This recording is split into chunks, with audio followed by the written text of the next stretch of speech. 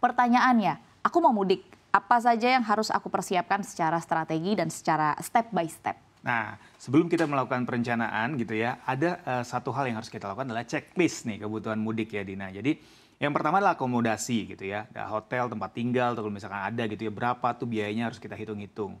Biasanya kan kalau kayak misalkan kita nggak ada tempat tinggal gitu di kampung, kita kan book penginapan atau book tempat hotel gitu ya. Ya. Nah itu kan biasanya biayanya kan udah bisa kita perkirakan gitu ya, karena biasanya kan kita book dari jauh-jauh hari kan. Betul. Gitu. Nanti yang kedua nih biasanya akomodasi ini juga masuk ke THR kerabat gitu yang tadi kita bahas tadi ya. Jadi harus kita alokasikan, kalau perlu kita sparekan lebih gitu ya. Kalau misalnya ada 10 ya kita bikin 12 atau 15 gitu ya. Ke situ kita bisa hitung nih akomodasi ini budgetnya berapa banyak gitu ya. Yang kedua yang tidak kalah penting adalah transportasi. Nah ini biasanya yang agak lebih gede nih budgetnya nih ya. Kalau misalkan pakai kendaraan umum, kita harus book tiketnya dulu kan. Mau itu pesawat, misalkan kapal laut atau kereta gitu ya. Atau pakai kendaraan pribadi. Kita harus pertimbangkan tolnya, parkirnya gitu ya, bensinnya gitu ya.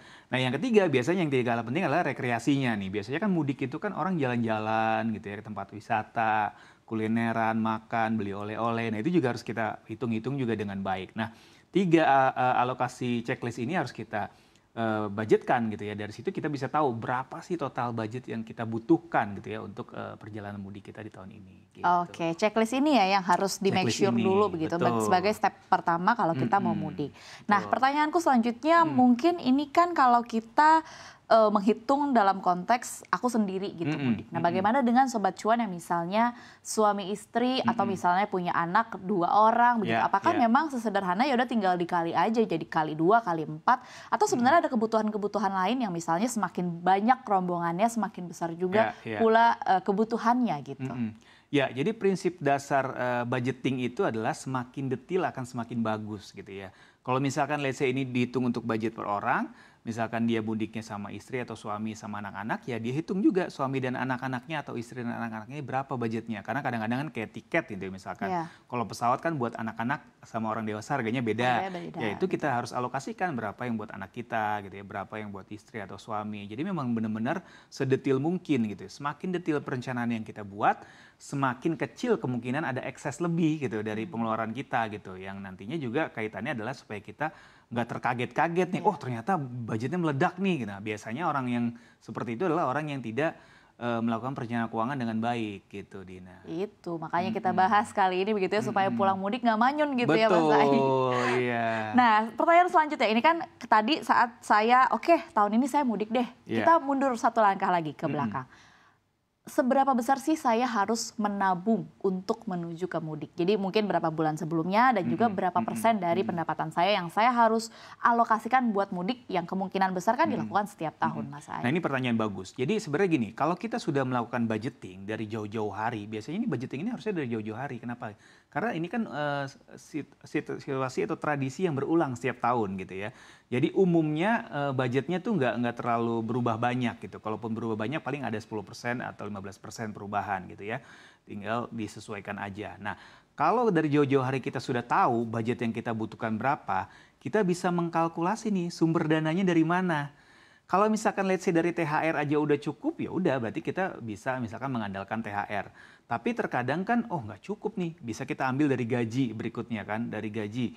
Ternyata dari gaji juga nggak cukup, berarti kita harus nabung. Gaji berikutnya atau gaji sebelumnya gaji nih Mas? Sebelumnya dong, harusnya dong gaji berikutnya untuk bulan berikutnya ya. gitu. Jadi dari THR gaji nggak cukup, berarti dari tabungan harus diambil. Nah dari tabungan inilah yang harus kita sisihkan dari jauh-jauh hari, Dina. Kalau perlu dari setahun sebelumnya nih. Selesai mudik tahun ini kita harus persiapkan nih untuk mudik tahun berikutnya. Kita sisihkan dari penghasilan kita atau gaji kita.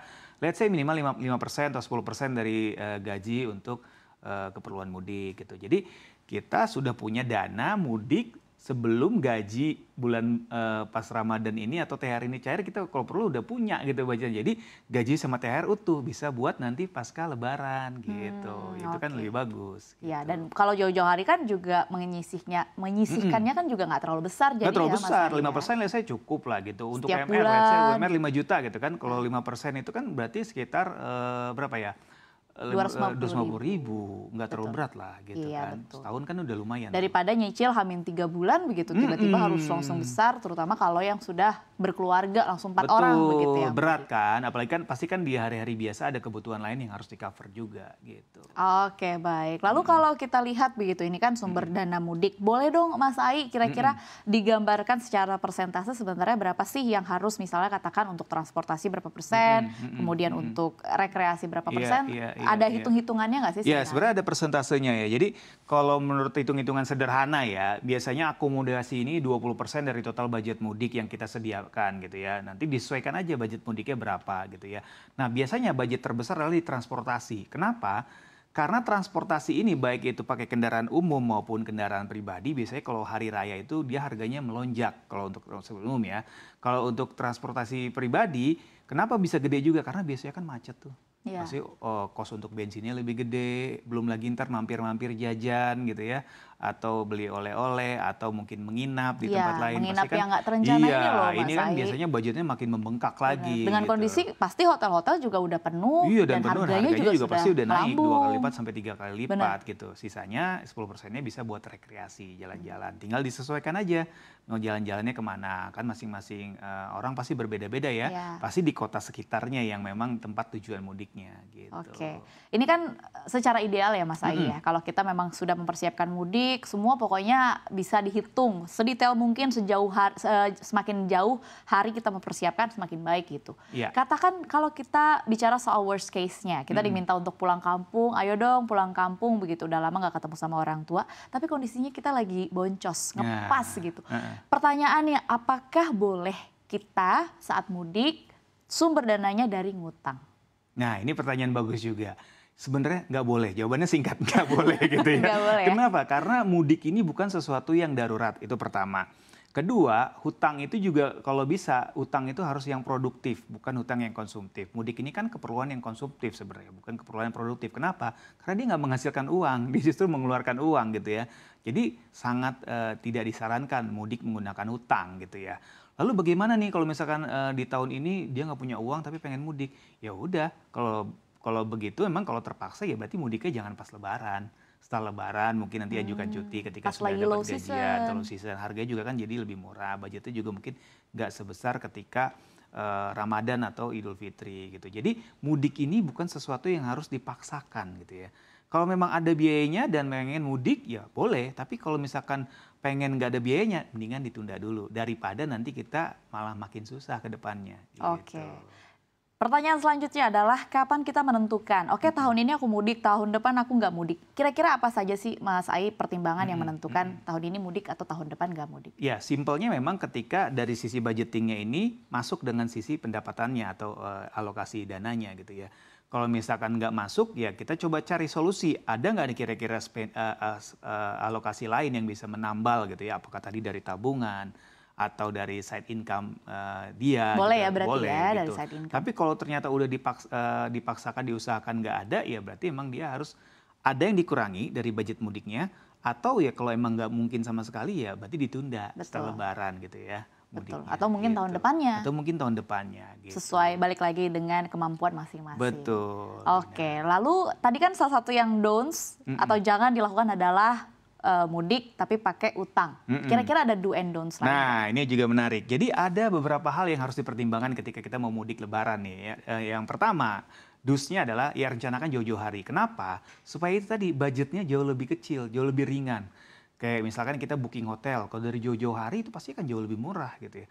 Booking tiket transportasi, pesawat, kereta api, kapal laut, biasanya kan jauh lebih murah dibanding kita pakai mepet-mepet. Selain harganya lebih mahal, ketersediaannya juga pasti juga kan sulit gitu, pasti udah habis gitu ya. Nah ini tadi yang kedua adalah gunakan dana maksimal 60% dari gaji atau THR.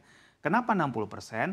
60% itu dari rumus perencanaan keuangan adalah dana yang dialokasikan untuk operasional kita sehari-hari selama sebulan sebenarnya. Nah, kalau misalkan ada mudik ini, ya bolehlah kita alokasikan untuk mudik gitu ya. Yang ketiga, nah ini harus kreatif mencari promo dan diskon. Biasanya zaman sekarang apalagi dengan banyaknya marketplace gitu ya, itu banyak banget tuh yang lagi nebar diskon, promo hotel, promo pesawat, travel fair, apalagi biasanya banyak flash sale, itu tinggal dinantikan aja dan itu kan lumayan banget gitu untuk memangkas budget mudik. Nah itu dosnya, downs-nya adalah, nah ini tadi yang Dina bilang, jangan pakai utang gitu, jadi nggak boleh, big no lah utang itu. Utang itu boleh dilakukan dalam kondisi darurat dan sesuatu hal yang produktif gitu. Kalau dua ini nggak terpenuhi, baik jangan pakai utang gitu ya. Yang kedua, nah ini jangan kuras THR atau gaji. Biasanya banyak orang punya excuse gitu ya. Ah kan sekali setahun lebaran udahlah nggak apa, habisin aja gajinya, habisin aja THR-nya. Pulang mudik manyun tadi kata Dina ya. Padahal gajian masih lama tuh, masih 2 minggu lagi kan. Nah mau makan apa, mau kantor pakai apa gitu kan transportasinya. Ini juga harus wise ya dalam menggunakan THR dan juga gaji. Yang ketiga, nah jangan keluar dari rencana. Kadang-kadang nih banyak orang tuh seperti ini. Udah alokasikan, misalkan kita jalan-jalan yuk ke sini, tiba-tiba nanti banyak tuh ke sini. Beli oleh-oleh sekian, gitu. Tiba-tiba banyak tuh sekian nambah lagi gitu kan. Ini yang akhirnya membuat budgetnya jadi bengkak gitu ya. Jadi jangan sampai keluar dari rencana besar yang sudah dibuat gitu ya. Jadi kalau bisa memang sudah direncanakan, kalaupun ada excuse tadi ya 10% dari dana tertentu bolehlah digunakan, tapi lebih dari itu jangan.